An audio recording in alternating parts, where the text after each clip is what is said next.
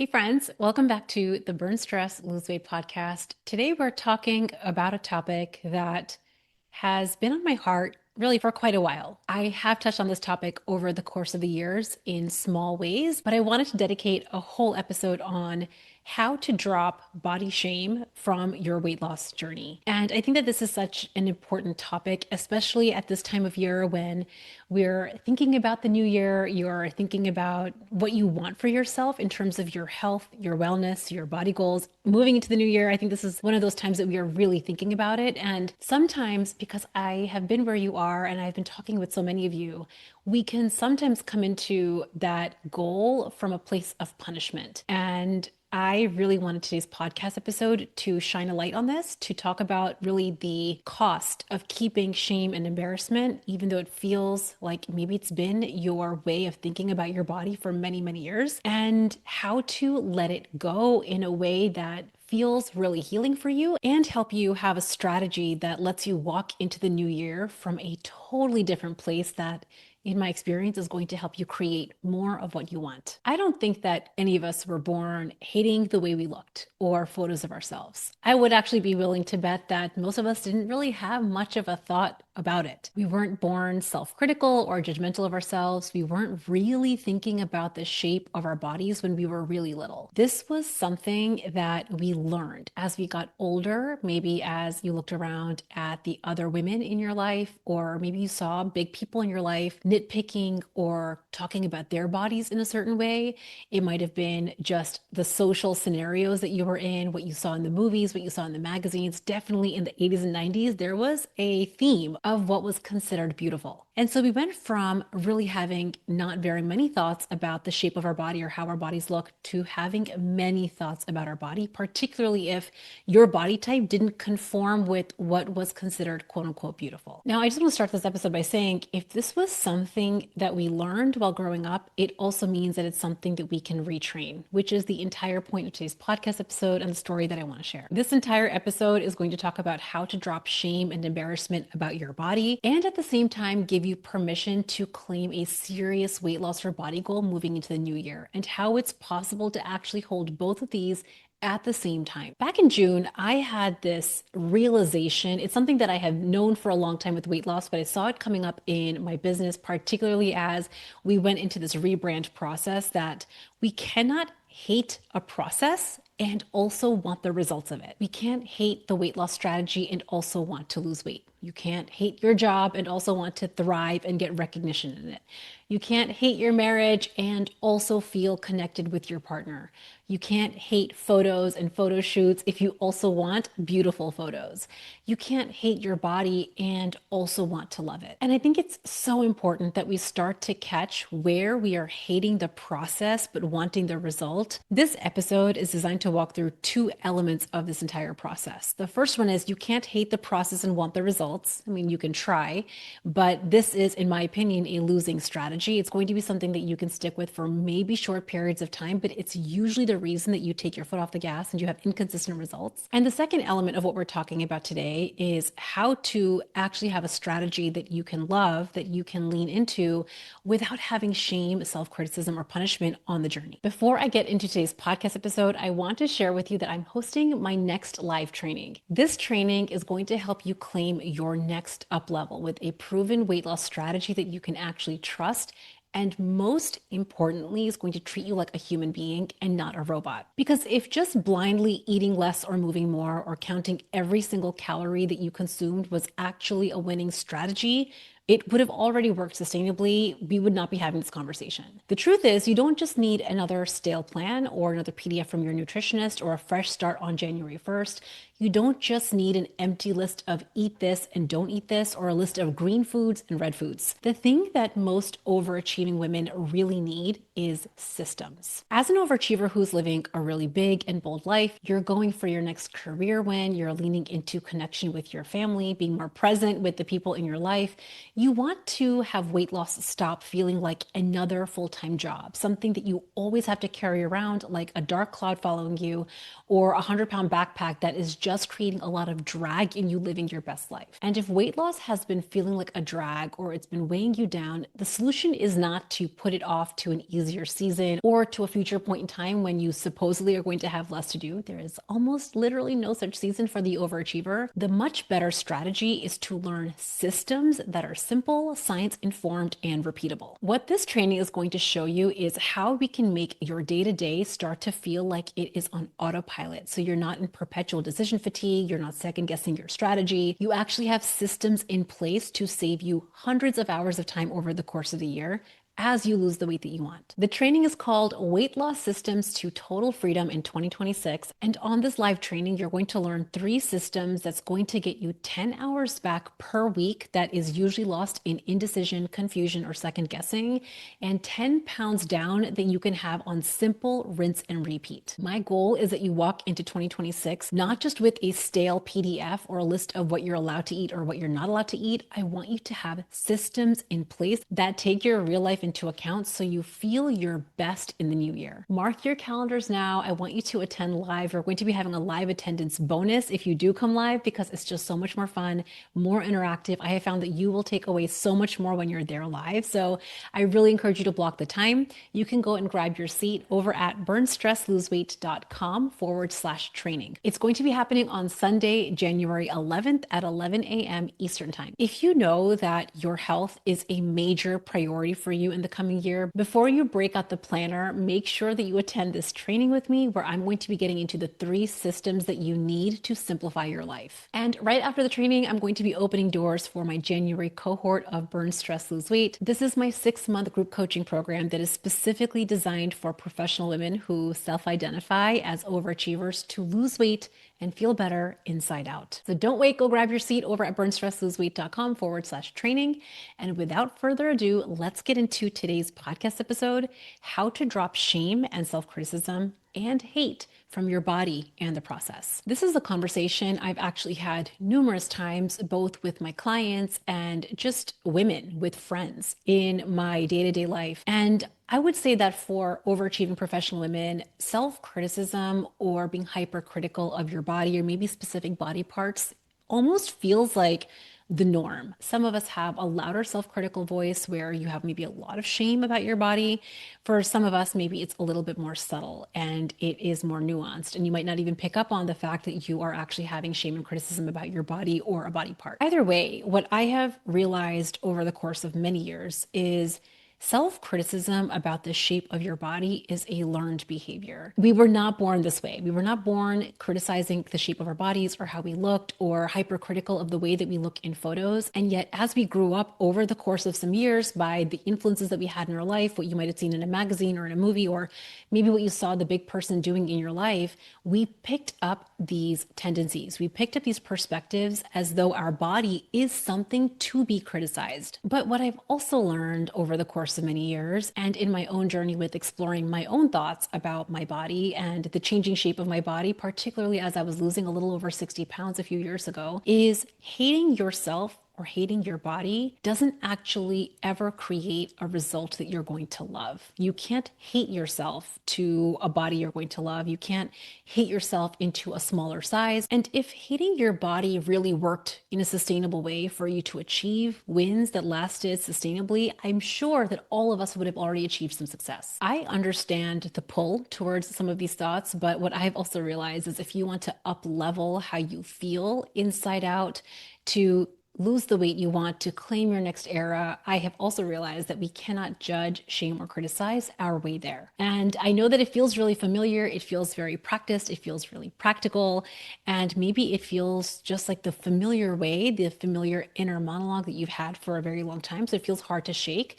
But this episode today is going to talk you through specifically how to do that so that when you do decide that you're ready to claim your next era, down on the scale, something different for your body, you can do so from a very different place. For me, I can't even truly pinpoint when this started for me because I have some photos of myself from when I was maybe 5 or 6 years old, and I feel like I'm looking pretty audacious. I have a hand on my hip, I'm looking at the camera, I have like a pretty bold look in terms of how I must have been feeling at that age. But I remember as I got older, this started definitely in elementary school when I was on the basketball team. We had to wear Umbros. I don't know if you do. Any of you guys remember Umbros? I'm like dating myself, 80s and 90s. It was the athletic gear that we all wore. And And I remember even at my earliest age, this was probably 8 or 9 years old, I had the thought that I hated my legs. I hated my thighs. So I was really young when I already got this messaging or this programming. And I remember to hide my legs, I used to wear these thick black pants. I'm having a laugh at myself right now because I just have so much love for that version of me. And also it was so ludicrous because it just drew more attention. I looked even more awkward. I drew even more attention to my legs because I was wearing these thick black pants to an athletic, like every basketball game. Everybody else was wearing Umbros, and I was wearing the thick black pants with the Umbros on top. I forgot to mention that. It wasn't just that I was wearing the black pants. I had to have the Umbros as well on top. So I just share this because I did this ridiculous thing to cover my legs because I didn't love this part of my body. And yet I did this crazy, weird, and awkward thing that probably drew a lot more attention. This one was a little bit more subtle. I know it sounds like it was not subtle because it really visually wasn't, but in my mind, it was a really subtle experience. The next kind of season of my life that I distinctly remember, I finally became very aware of my body and I started to have more self-critical thoughts and some more embarrassment and shame around my body. I was in high school and this was in the 90s, late 90s. That was the era. This was between, I think, either sophomore and junior year or junior and senior year, where it was summer break. And at least in where I grew up and with my family, we did not have the camp craze that we do now. Now we have to book camp like months and months in advance. There was no such thing. When I was growing up, we didn't go to camp. We basically stayed at home. We biked outside. It was very Goonies era. Do you guys know the Goonies, the movie? If you know the movie, I love you extra. But that's kind of how I grew up. It was just you played outside, you came home, like we had all kinds of snacks in the house. We weren't thinking about high quality nutrition. We ate like home cooked meals, but in between meals, which were very healthy, we had the Sam's Club. That was like the Costco and Sam's Club, like the jumbo size bag of Doritos in my kitchen all the time. I still remember, I cannot believe that my dad did this, but he came home with the Baby Ruth, the chocolate candy bar, not the minis, not the little minis that you give out during Halloween and trick or treating. He came back with the large box of the king size Baby Ruth. And again, because it was from Sam's Club, it was like not just full, it was like the king size jumbo pack. So my summers were full of basically being at home, playing with my friends, getting on a bike, going to my neighbor's house, going to my best friend's house. Oh, the other thing we did do is we would do math courses. So we would take a math course. That was like our version of camp. We would go to a math class to kind of get ahead on math. Oh my gosh, like this was my childhood. This was exactly what it was like growing up in my family. I'm of Indian origin. I think this is kind of a common story for many families, but definitely South Asian families. You're like doing math worksheets and workbooks over summer break. That's what we did. We were not doing summer camp. And I distinctly remember there was one summer, I think it was between junior and senior year, that I was also feeling a lot more stress and pressure. I was thinking about college and applying to school and college admissions tests and SATs and SAT prep classes. So a careful and yet very unintentional combination of large bags of Doritos and Baby Ruth candy bars and being home all day and maybe walking to my friend's house. Like that was the nature of the summer vacation, the pressure and stress of college applications and SATs. I gained quite a bit of weight that summer. And I remember enough to the point where my jeans weren't fitting me by the end of the summer. And I remember before school started in September, I had to go and get 1 or 2 sizes of jeans up. Now, I wasn't weighing myself. That was not a thing that I was doing, but I could definitely tell that my clothes were not fitting me. I didn't have enough clothes for school. And so I went to the Gap. That was, I think, one of my main shops as a kid. It was like Jamesway was one of them, and then Target, and then the Gap. And I walked over to that jeans wall where you like, they have the list of different sizes, and I picked out my usual size, and it did not fit. And this terrible feeling washed over me when I realized that I had to go up a size or even two to feel like actually comfortable in the jeans. And if this wasn't enough, because I was already feeling so terrible, I was hoping that it was maybe just me, that no one would really notice. I was hoping that I would just go into school. Maybe it wouldn't be a big deal. I could kind of monkey emoji, like cover my eyes from the fact that I had gained this weight, and maybe no one would notice. But I got to school on the very first day, and a good friend of mine, and I'm not even going to put this in air quotes, like I do genuinely feel like she was a good friend because I cannot imagine that this was an intentional statement on her part, but She saw me for the first time after not seeing me all summer, and she did like a double take. Her jaw, it's like, when your jaw hits the ground and like she was like, whoa. She saw me, and that was all she said. She wasn't trying to, I don't think, again, make me feel bad, but I felt so ashamed. I felt like melting into the floor. I wished that I could be invisible. And I would say that that was generally around the time that I really, really started to not love photos, not love shopping, not love adorning my body with nice things. I preferred to just have same old clothes, baggy clothes. Like if I'm taking a photo, especially after residency, after I had kids, my photos are like half cropped, half my body's out of the photo. I'm covering myself with the baby or with the stroller. I would say that started at a really young age, but it really started to grow because of these thoughts that I had about myself. Now, in high school, when I had that experience of just wanting to melt into the floor, feeling so terrible, just in how my friend looked at me, I would say that this was around the time that I got really, really good. And please tell me if this feels like you, and if maybe you might have done this as well. I got really good at learning how to block my feelings. Now, I didn't know at the time that I was blocking my feelings because nobody talks about emotions and allowing emotions, and nobody talks about these things very openly. So, at least they did not in the 80s and 90s. So, I got very good at basically detaching my head from my body. I was living very much in my head and not very much in my body. Anytime that I felt that embarrassment or I had to like struggle with a pair of jeans, or I thought back on the look that my friend had, instead of feeling shame or different or embarrassed, which were always there, they never actually left.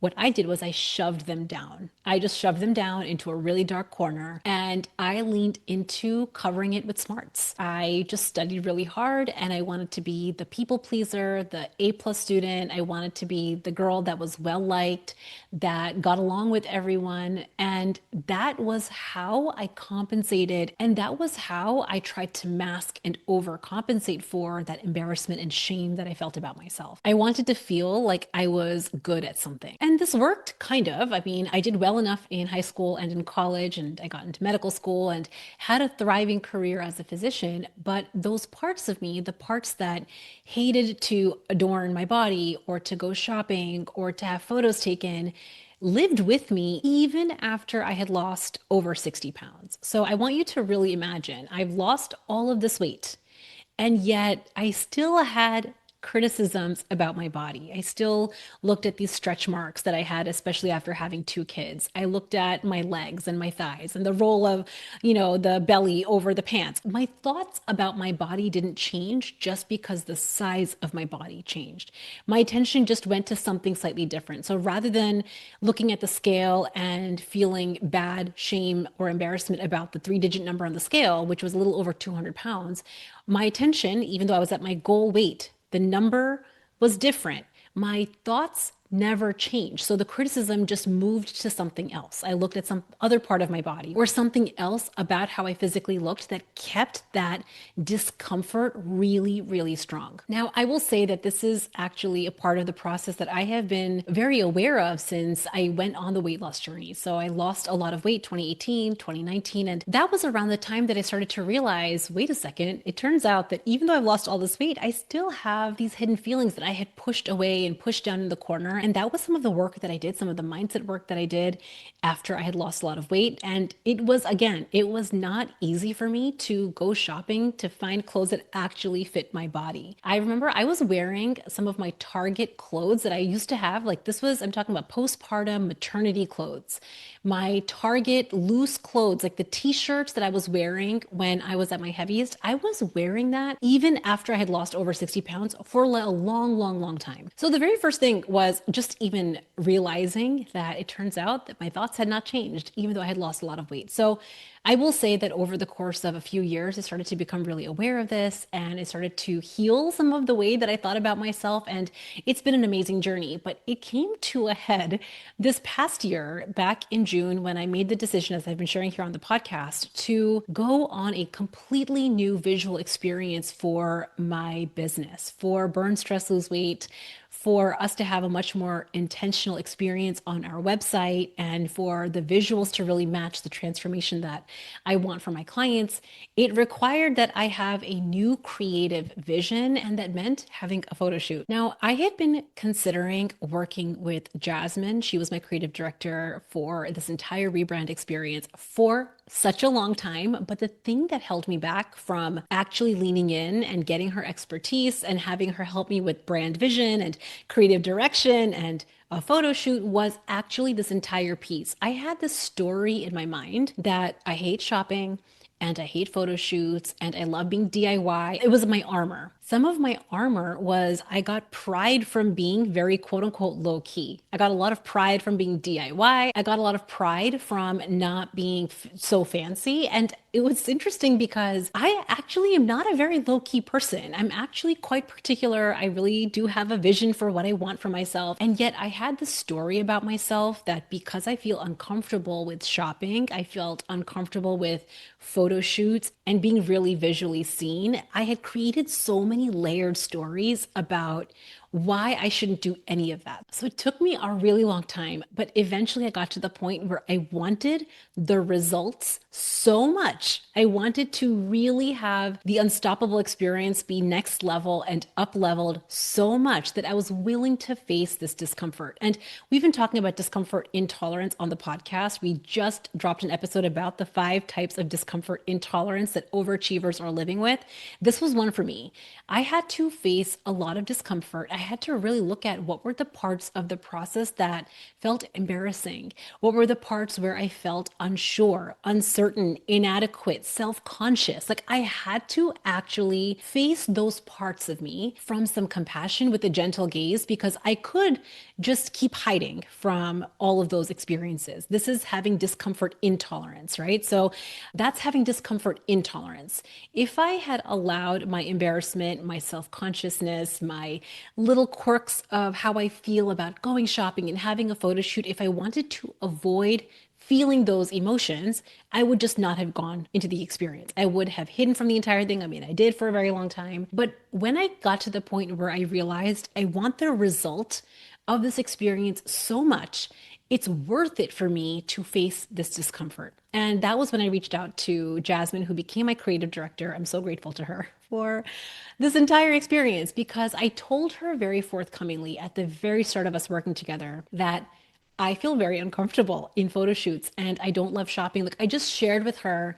And again, I had to feel some trust with her. So this is again a part of the process. And we're going to get into the steps on how to drop shame from your weight loss journey. And for you to claim your body goal, part of it is developing some self-trust and trust with your accountability system. And I realized even as I was telling her some of my fears about how I felt about the entire process, I started to realize how much of a story I had about the process. So I just gave myself one really simple challenge. And I did this. This was when I was first walking into the mall for the very first time because again, I've had the story that I hate shopping. I told myself, I'm not in this entire experience, this entire rebrand experience, which might involve a lot of shopping and a lot of returns and a lot of trips to the store, a lot of online Pinterest boards and mood boards, which again, not my typical way of doing things. I told myself I'm going to just do one thing. The one thing I am not going to say anymore during the entire course of this experience is I hate the process. Like not even one time. And if I stopped telling myself I hate shopping and this is so annoying and this is so hard and I can't believe I have to go to the department store,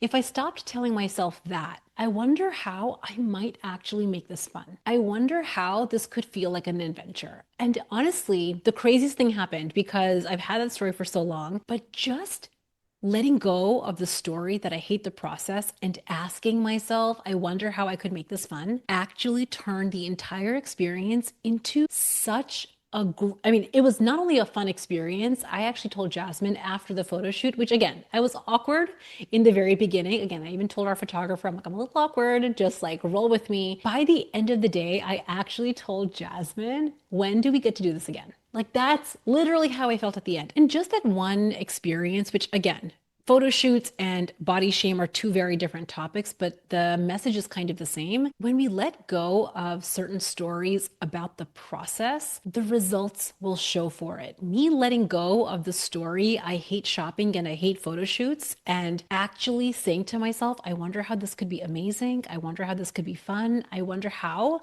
led me to create a photo shoot and rebrand experience that was so amazing. It pushed me really hard and also it was very amazing. And I wanted to use that story to share how we can use this when it comes to our bodies and how we can drop shame and also still hit goals. I think one of the reasons that we keep the self-criticism or the shame or the embarrassment is you might have a subconscious thought, if I love myself, if I drop the self-criticism, if I don't nitpick at certain parts of my body, then I'll just become complacent. Why would I even change? And I think that that is the $1 million question that's really worth answering. And you have to actually answer it.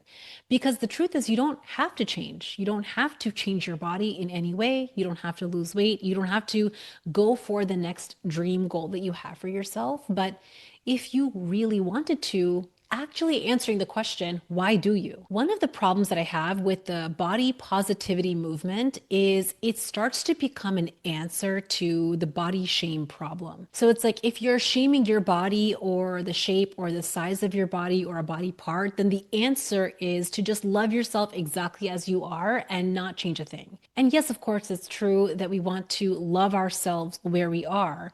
But what I want to talk about on this episode is how you can drop the shame element of your body and the size of your body or the shape of your body, and also at the same time want to feel better in your body.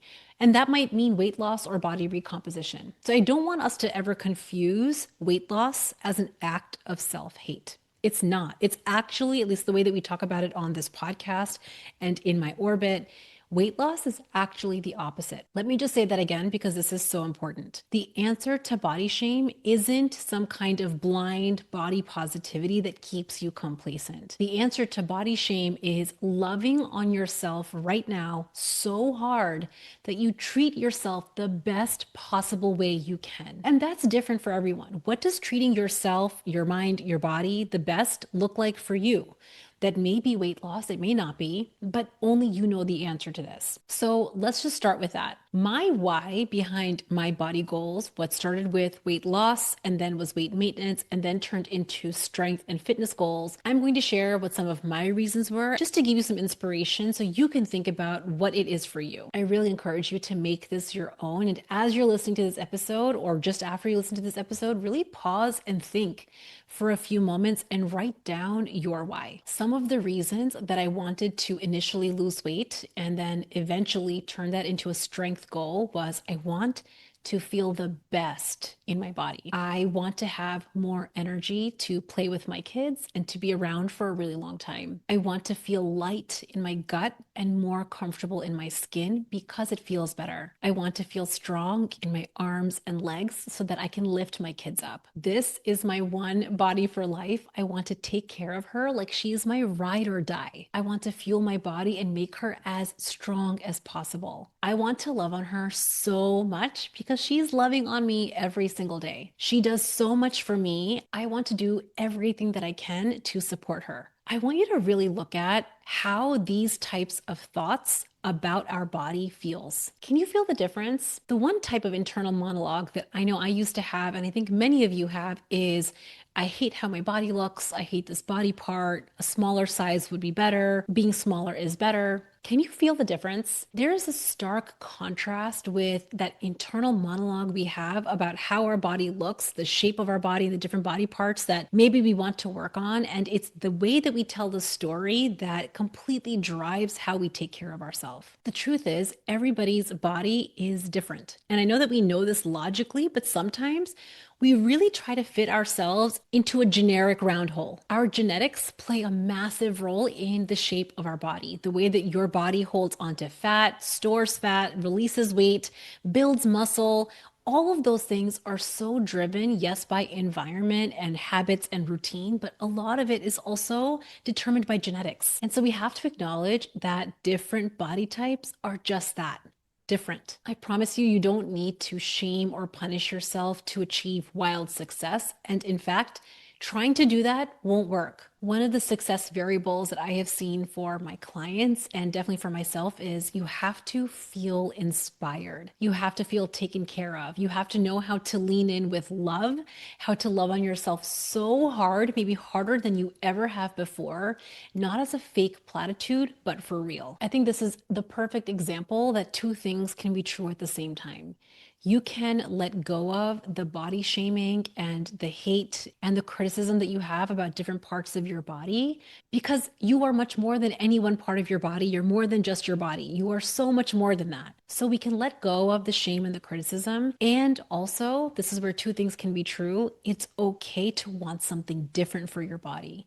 It's okay to not like something, to want to work on something. It's okay to claim a goal without any shame or blame. I want to take this entire episode and distill it into 5 steps on how you can walk yourself through this process. Step 1 is to catch any punishing or shaming stories that you've had about yourself and your body or a body part and really see it for what it is. That story likely started when you were 6 or 7 or 8, maybe a comment that a big person in your life made or a friend made, kind of like the story that I shared. And start seeing that perspective and that entire story for what it is. It is just a thought that you have had for many, many years, likely decades, that it is okay to let go of. You might notice that those thoughts come up again because you've thought those thoughts for so many years, and that's okay. Just take a note. It's just a thought. You don't have to believe every single thing you think or every story you tell yourself. You can see it for what it is. Simply old programming is just a story that's really practiced, and let it go as just some sentences. Step 2 is to flip the script. Instead of having thoughts like, I hate my body, or I wish I had a smaller body, or I hate my thighs, or I hate my arms, or I hate my legs, simply start with, I have a body. That's it. And if it's available to you, I have a body and she has done a lot for me. She's doing a lot for me. She takes me from here to there. She lets me pick up my kids. She lets me go out and about and see the world. She lets me contribute to society. She lets me learn and see and hear the best parts of my life. Really check in with how that feels. And that's step 3, is to sit with that feeling of gratitude that your body in the size and shape that you are right now has actually been doing so much for you. I want to encourage you for this step, the step of gratitude, to really sit with this one, to feel it in your bones. If you've been someone that has been escaping your body with snacking or scrolling, you've been numbing out because it feels uncomfortable to be in your body, this is a practice of coming back to yourself. And it might take some practice. Step 4 is to get grounded in the changes that you do want to make and why you want to make them. Love your reasons. So I shared some of mine. I want to feel my best in this one body that I have, my ride or die for life, and she deserves me treating her impeccably well. She deserves that I love on her, that I care for her, that I make her a non-negotiable. She deserves that I give her care no matter what because she is my one ride or die. That might mean losing weight, getting strength, having more rest. You get to decide what that looks like for you. Make this step your own, not just some random societal norm, but yours. And then step 5 is choosing a science-informed strategy that will guarantee you success. It has to be a strategy that's humane, and I highly encourage one that has systems that are not punishing. The truth is, it's easy because it's what we're surrounded with to slip into these old patterns. It's really common on the bus stop or when you're with your girlfriends or at mom's night to nitpick at parts of yourself. And I don't just mean nitpick at parts of your body, but nitpick at parts of your life. It's really easy to slip into good food, good weight, good kid, bad kid. And I think that all of this in its own way is a form of shaming. The reason that this podcast episode matters to me and why I think this is such an important part of what we're talking about on this podcast is I want to model to my kids, especially my daughter, that there is no bad food, red food, not allowed food. There's no bad weight. There's no ugly bodies. But At the same time, it's important that we think about treating our bodies like it is our job. Only we can take care of our bodies in that way with the utmost care. We have only one for the rest of our life. And so, how do we want to take care of her? How do we want to fuel her? How do we want to move her, strengthen her, love on her? And the truth is, yes, that sometimes means saying no to things at times. It means stopping at satisfied, not from a punishing place, but from a place of service. And this, my friends, is, in my experience, the most healing journey that you can ever go on between you and this one body that you have. Your kids get to benefit, you get to benefit. And to me, it really creates a mindset and a lifestyle that can actually feel sustainable. You don't ever have to track every calorie you ever eat or think about a particularly indulgent dessert as a cheat meal. There can be zero guilt when it comes to food and weight loss. And that is why having a strategy that feels humane with systems that will make it simple is such an essential part of the process. You cannot wing this. It cannot be like an occasional hobby. Taking care of your body does have to feel like a non-negotiable. The way that you take care of your kids or you show up to work on time or you pay your bills, that is what it has to feel like for your body. And when you have repeatable systems and your body goals don't feel negotiable anymore, you will not only start feeling better inside out, achieving the goals that you've been wanting for yourself, you're going to get back so many hours of lost time and, most importantly, mental bandwidth. That is my mission for you. I hope that you found this episode helpful. And if you did, I would love for you to leave it a rating and review, share it with a friend who needs to hear this perspective. And if you have not already, make sure that you join me live for the Weight Loss Systems to Total Freedom in the new year. It is going to be such a great class. It is happening on January 11th, a Sunday at 11 a.m. Eastern. Grab your seat over at burnstressloseweight.com/training. And I will see you at the next episode. Bye.